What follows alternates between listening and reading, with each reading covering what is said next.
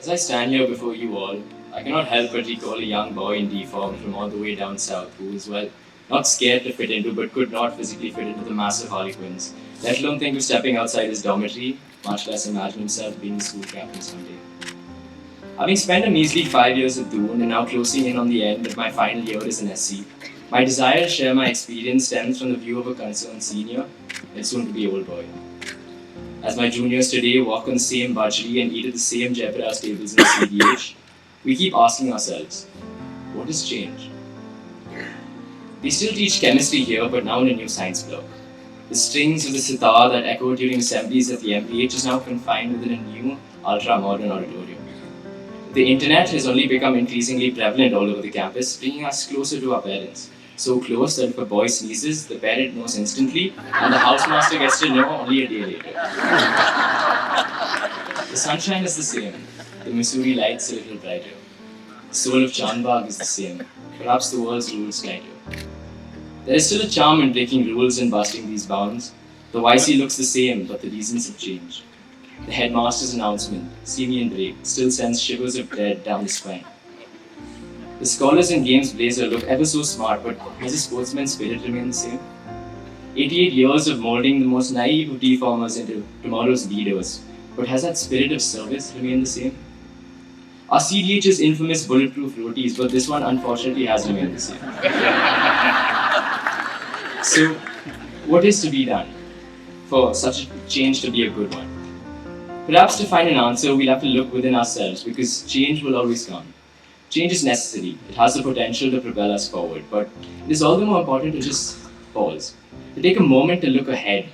In all the evolutions to come, I wish the very best to the people who pioneer these changes and hope that others have a sound sense to accept those changes.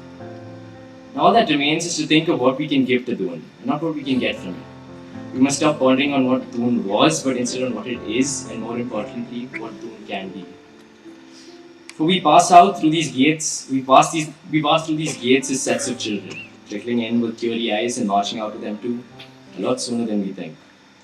6 years fly by in a blur, and you don't want to live out a life of regrets.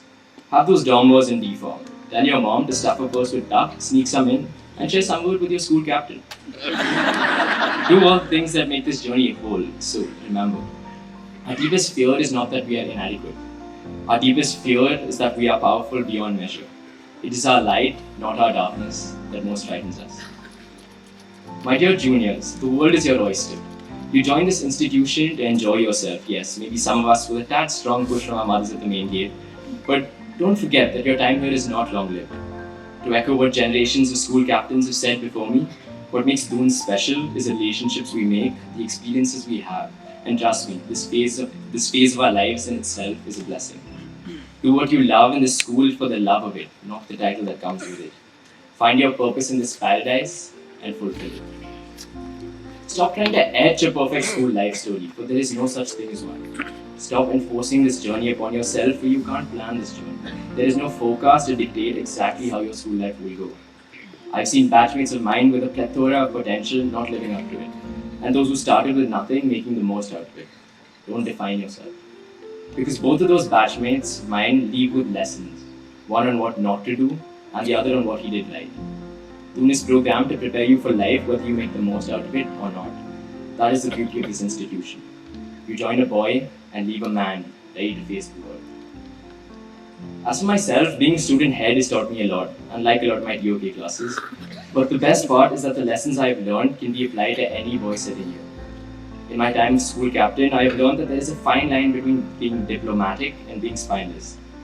Being diplomatic is knowing one's birthday but not their age. It is to know when and where to speak up. Being spineless, on the other hand, is not standing up for anything at all, appeasing everyone but achieving nothing.